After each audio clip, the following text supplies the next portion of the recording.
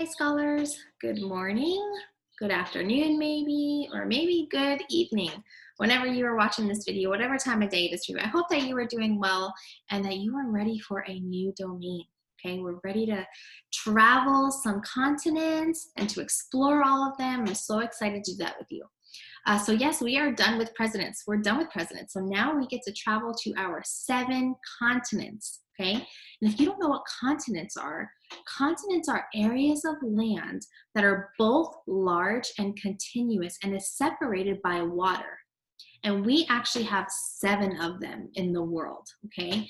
And we're actually going to travel to every single one this week and next week, okay? At the end of our lesson, after we travel to each continent, you are going to get a stamp in your passport. Now, it's an online passport. Typically, we would do this inside our class together, but since we can't be together, Mrs. G thought it would be fun to still do it, but do it in a different kind of way, okay? If you don't know what a passport is a travel document. It looks like a little book, and you open it up, and it has little documents inside of where you traveled. Mom or dad might have one to show you. Unfortunately, Mrs. G doesn't have one. I haven't traveled anywhere out of the country, unfortunately, although I wish I could. But maybe mom or dad might have one to show you. Or maybe you can look one up on the internet and see what it looks like. Okay, so we're gonna have fun and we're gonna have our own little passport at the end of each lesson that says that we travel to each continent, okay? All right, so we're gonna go ahead and we're gonna get started. So I'm going to share my screen with you and see where we're gonna go first. Where are we heading to? It looks like we are heading to Europe. Europe is our first continent. But before we go to Europe, I want to tell you the names of our 7 continents. There are 7 of them.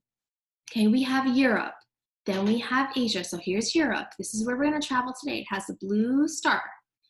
Okay, every lesson you're going to see a blue star. That's where we're going to travel to. Okay, so we're going to go to Europe today. Tomorrow we're going to go to Asia. Then we're going to go to Africa.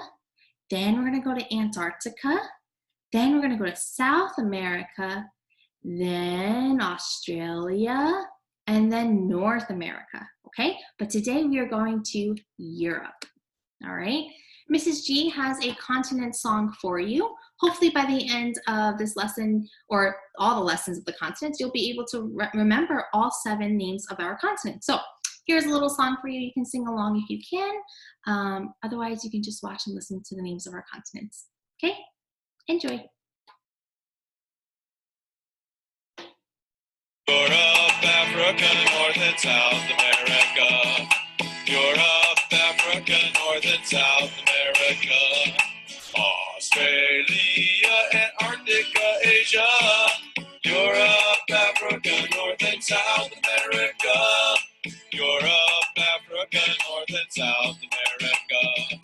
Europe, Africa, North and South America. Australia, Antarctica, Asia, Europe, Africa, North and South America.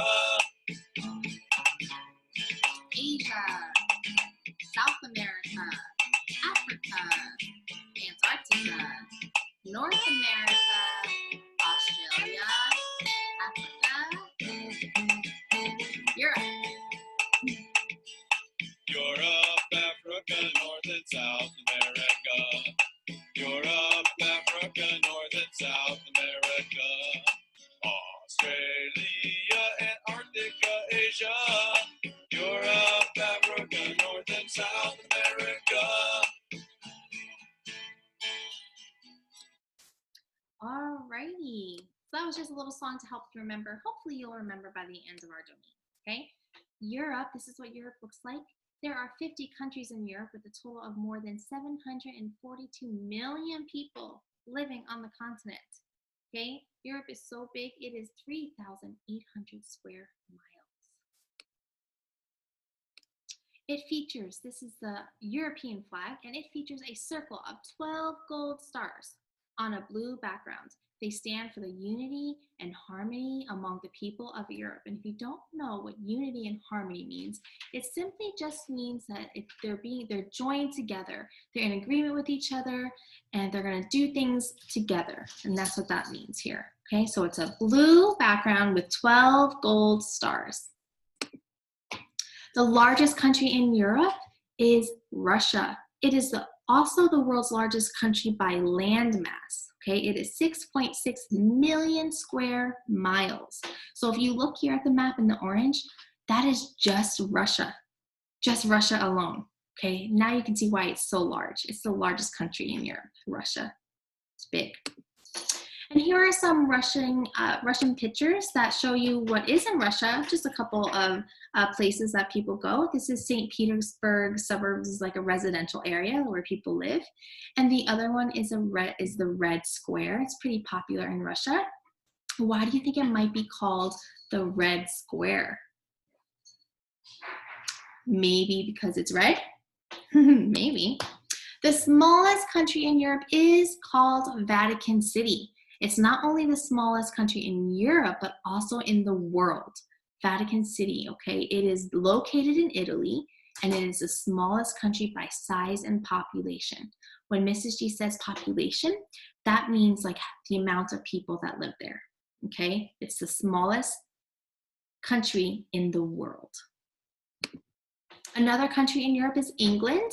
Queen Elizabeth II lives in England, and she is the Queen of the United Kingdom, okay?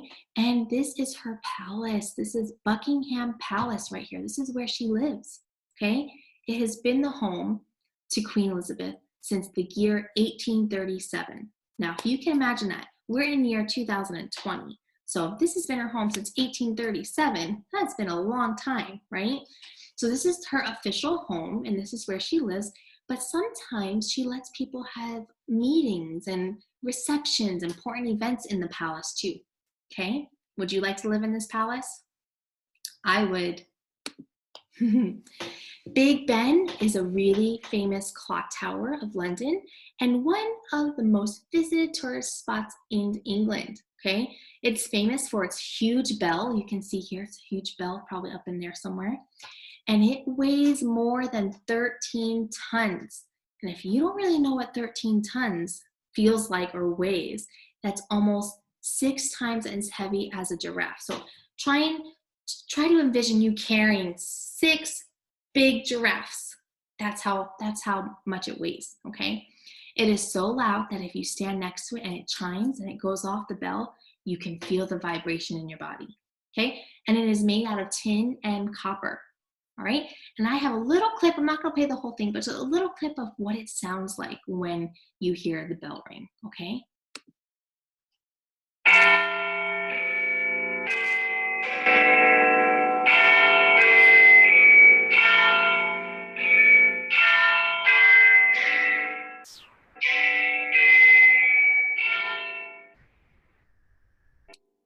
Isn't that neat? I think that's so neat, so cool. All right, the climate in Europe. So what is the weather like in Europe? Well, this region here is called the Northern European area. So the blue matches the blue. This has cold winters and mild, humid summers. Okay, the purple part here is the Central and Eastern European areas. And this area has cold winters and hot, dry summers, like Arizona, hot, dry summers. Okay, if you go to the green here, this is the Western European areas, and it has mild winters and humid summers. All right. And then last in the orange is the Southern European areas and the Middle East, and it has a Mediterranean climate. And if you don't know what a Mediterranean climate is, it's just a climate that has mild, wet winters and warm to hot, dry summers. Okay, so not all of Europe has the same climate, has the same weather. Different areas, different regions of Europe have different types of climates. You might be able to find a wild boar if you ever go to Europe. You might see a wild boar walking around. What do people eat in Europe? Oh my goodness. Well, they eat strudels. They eat waffles like we do, but if you notice on this waffle, there's no syrup. They don't put syrup on their waffles. They just put fruit and whipped cream right here. Okay? That sounds really yummy too. I might have to try that without syrup and just do fruit and whipped cream. They eat pierogies. They eat soup. They eat crepes. Crepes are like thin pancakes. So if you ever had a pancake before, usually pancakes are thick and fluffy, really yummy. A crepe is a thinner pancake, okay? And pizza. Yes, they eat lots of pizza in Europe, especially Italy, okay? And then they also eat goulash, which is just a soup that's made out of vegetables and meat. And it has noodles in it all mixed together, and they call that goulash. It's actually very good. I've actually had goulash before. The language that they speak in Europe, okay? There are 24 official languages in Europe, okay? But there are more than 200 languages spoken on the continent as a whole. The main language spoken in Europe is English. The second main language spoken in Europe is French, and the third is German, okay? If you look at the bottom, you might see a sentence here that looks kind of different. It doesn't look like it's in English. Well, it's because it's not. So Mrs. G wrote a sentence, but I wrote it in French. And it says, Salut, comment à la soie. And it says, hello, how are you? Okay? And over here, I wrote a sentence in German. So if you look at it, you're like, what does that say?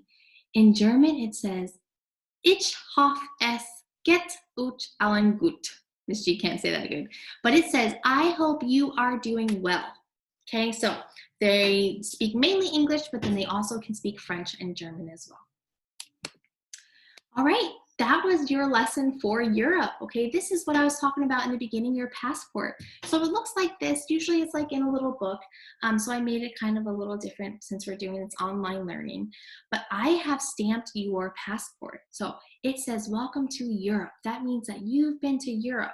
So when we go to our next continent tomorrow, you're gonna have another stamp, and then you'll have another. So Mrs. G, there's 7 spots for 7 continents, okay? There's 1, 2, 3, 4, 5, 6, 7. And then at the end, after we visited all of our continents, because there's 7, Mrs. G put a stamp of 7. That means you have finished and you've traveled to all of the 7 continents, okay? All right, next, tomorrow we travel to Asia. Okay, that's gonna be really fun. And so your assessment today for this lesson is you are going to draw a picture of Europe's flag. Okay, use crayons or markers if you can, so that way I can see the color. But if you don't have them, that's okay, you don't have to. But try to use crayons or markers so Mrs. G can really see the colors that you're using, and you really remember what the flag really looks like, okay? Take a picture of your work and send it to your teacher. That's all for today. I hope you have a beautiful day, and Mrs. G will see you tomorrow. Okay? Bye.